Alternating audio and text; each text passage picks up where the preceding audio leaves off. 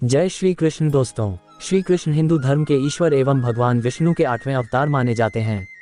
श्याम, गोपाल, केशव, द्वारकाधीश, कन्हैया आदि नामों से लोग इनको जानते हैं। इन्होंने द्वापर युग में श्री कृष्ण का अवतार लिया था। श्री कृष्ण का जन्म बहुत ही कठिन एवं भयानक परिस्थितियों में हुआ था। एक बार मथुरा का राजा कंस, जो देवकी का भाई था, वह अपनी बहन देवकी को ससुराल छोड़ने जा रहा था। तभी रास्ते में अचानक एक आकाशवाणी हुई थी। उस आकाशवाणी में बताया गया कि तुम्हारी बहन अर्थात देवकी, जिसको तुम खुशी खुशी उसको ससुराल लेकर जा रहा है, उसी के गर्भ से उत्पन्न 8वां पुत्र तेरा वध करेगा। कंस डर गया। तभी उसने वासुदेव, देवकी के पति को जान से मार देने के लिए कहा। देवकी और वासुदेव को बंदी बनाया। तब देवकी ने कंस से विनती की और कहा कि मैं स्वयं लाकर अपने बच्चे को तुम्हारे हवाले करूंगी। आपके बहनों ही बेकसूर है, उनको मारने से क्या लाभ मिलेगा। कंस ने देवकी की बात मान ली तथा वासुदेव और देवकी को मथुरा के कारागार में डाल दिया। कारागार में ही कुछ समय बाद देवकी और वासुदेव को एक बच्चे की प्राप्ति हुई। जैसे ही इस बात की सूचना कंस को पता चली, वो कारागार में आकर उस बच्चे को मार डाला। इसी प्रकार कंस ने देवकी और वासुदेव के एक एक करके 7 पुत्रों मार दिया। जब 8वें बच्चे की बारी आई तो कारागार में पहरा दुगना कर दिया गया। कारागार में बहुत से सैनिक तैनात कर दिए गए। यशोदा और नंद ने देवकी और वासुदेव की समस्याओं को देख और उनके 8वें पुत्र की रक्षा करने का उपाय सोचा। जिस समय देवकी और वासुदेव के 8वें पुत्र ने जन्म लिया, उसी समय यशोदा और नंद के यहाँ एक पुत्री ने जन्म लिया, जो कि सिर्फ एक मायावी चाल थी। 8वें पुत्र के जन्म के बाद जिस कोठरी में देवकी और वासुदेव कैद थे, अचानक उसमें प्रकाश हुआ। हाथ में गदा, शंख धारण किए हुए चतुर्भुज रूप में भगवान विष्णु दिखाई दिए। देवकी और वासुदेव उनके चरणों में गिर पड़े। तभी भगवान ने कहा, मैं बच्चे का रूप पुनः ले लेता हूँ।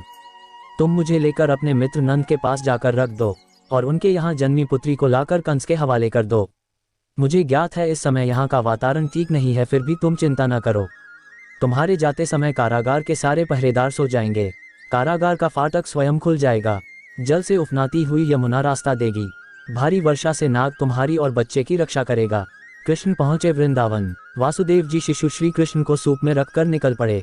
उफनाती यमुना को पार करते हुए वे वृंदावन में नंद के घर जा पहुंचे।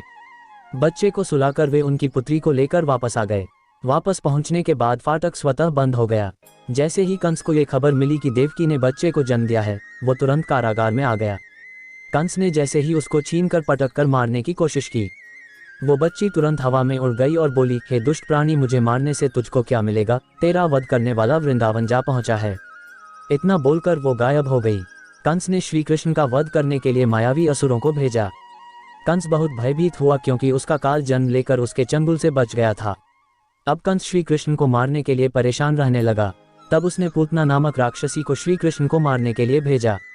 पूतना ने एक सुंदर स्त्री का रूप धारण किया और श्री कृष्ण को अपने जहरीले स्तन से दूध पिलाने के लिए वृंदावन गई।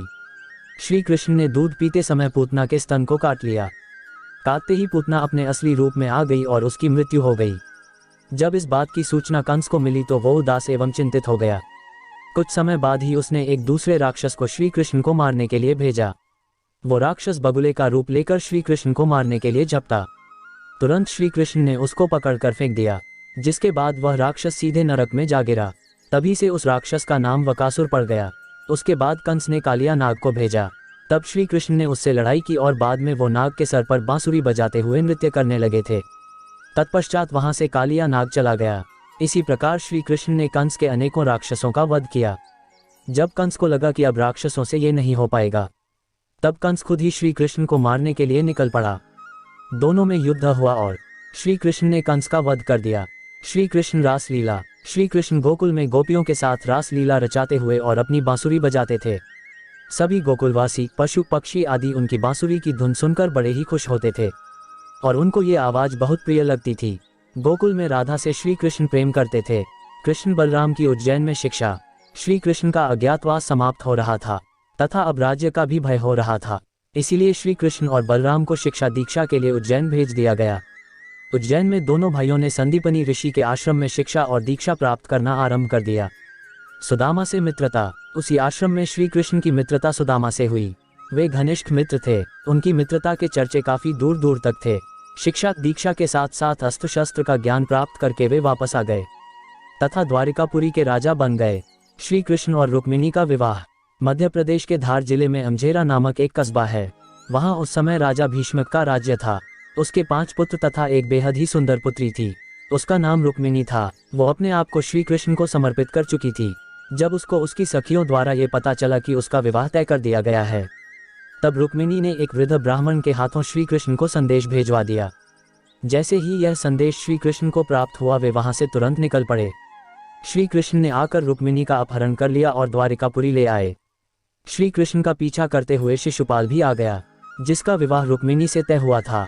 द्वारिकापुरी में दोनों भाइयों श्री कृष्ण और बलराम की सेना तथा शिशुपाल की सेना के साथ भयंकर युद्ध हुआ, जिसमें शिशुपाल की सेना नष्ट हो गई। श्री कृष्ण और रुक्मिणी का विवाह बहुत ही धूमधाम तथा विधि विधान पूर्वक किया गया। श्री कृष्ण की सभी पटरानियों में रुक्मिणी का दर्जा सबसे ऊपर था। श्री कृष्ण महाभारत के युद्ध में धनुर्धर अर्जुन के रथ के सारथी भी बने थे। श्री कृष्ण ने युद्ध के दौरान अर्जुन को बहुत से उपदेश दिए थे, जो कि अर्जुन को युद्ध लड़ने के लिए बहुत ही सहायक सिद्ध हुए थे। ये उपदेश गीता के उपदेश थे, जो श्री कृष्ण के द्वारा बताए गए थे। यह उपदेश श्रीमद् भगवद गीता के नाम से आज भी विख्यात है। भगवान श्री कृष्ण ने इस युद्ध में बिना हथियार उठाए ही इस युद्ध के परिणाम को सुनिश्चित कर दिया था। महाभारत के इस युद्ध में अधर्म पर धर्म ने विजय प्राप्त करके पांडवों ने अधर्मी दुर्योधन सहित पूरे कौरव वंश का विनाश कर दिया था। दुर्योधन की माता गांधारी अपने पुत्रों की मृत्यु एवं कौरव वंश के विनाश का कारण भगवान श्री कृष्ण को मानती थी। इसलिए इस युद्ध की समाप्ति के बाद जब भगवान श्री कृष्ण गांधारी को सांत्वना देने के लिए गए थे, तभी अपने पुत्रों के शोक में व्याकुल गांधारी ने क्रोधित होकर श्री कृष्ण को यह श्राप दे दिया कि जिस तरह मेरे कौरव वंश का विनाश आपस में युद्ध करके हुआ है, उसी तरह तुम्हारे भी यदुवंश का विनाश हो जाएगा। इसके बाद श्री कृष्ण द्वारिका नगरी चले आए। महाभारत के युद्ध के लगभग 35 वर्षों के बाद भी द्वारिका बहुत ही शांत और खुशहाल थी। धीरे धीरे श्री कृष्ण के पुत्र बहुत ही शक्तिशाली होते गए और इस तरह पूरा यदुवंश बहुत ही शक्तिशाली बन गया था। ऐसा कहा जाता है कि एक बार श्री कृष्ण के पुत्र साम ने चंचलता के वशीभूत होकर दुर्वासा ऋषि का अपमान कर दिया था, जिसके बाद दुर्वासा ऋषि ने क्रोध में आकर साम को यदुवंश के विनाश का श्राप दे दिया था। शक्तिशाली होने के साथ ही अब द्वारिका में पाप एवं अपराध बहुत ही अधिक बढ़ गया था।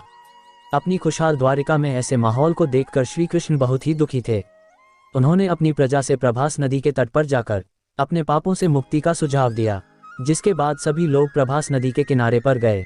लेकिन दुर्वासा ऋषि के श्राप के कारण वहां पर सभी लोग मदिरा के नशे में डूब गए और एक दूसरे से बहस करने लगे। उनके इस बहस ने गृहयुद्ध का रूप ले लिया, जिसने पूरे यदुवंश का नाश कर दिया। श्री कृष्ण की मृत्यु। भागवत पुराण के अनुसार ऐसा माना जाता है कि श्री कृष्ण अपने वंश की विनाश लीला को देखकर बहुत व्यथित थे। अपनी इसी व्यथा के कारण ही वे वन में रहने लगे थे। एक दिन जब वे वन में एक पीपल के पेड़ के नीचे योग निद्रा में विश्राम कर रहे थे, तभी जरा नामक एक शिकारी ने इनके पैर को हिरण समझकर उस पर विषयुक्त बाण से प्रहार कर दिया था। जरा द्वारा चलाया गया ये बाण श्री कृष्ण के पैर के तलुवे को भेद दिया था। विषयुक्त बाण के इसी भेदन को बहाना बनाकर श्री कृष्ण ने अपने देह रूप को त्याग दिया और नारायण रूप में बैकुंठ धाम में विराजमान हो गए। देह रूप को त्यागने के साथ ही श्री कृष्ण के द्वारा बसाई हुई द्वारिका नगरी भी समुद्र में समा गई थी। आपको वीडियो कैसे लगे कमेंट में लिखें। चैनल और वीडियो को लाइक, सब्सक्राइब और शेयर करें। धन्यवाद। जय श्री कृष्ण।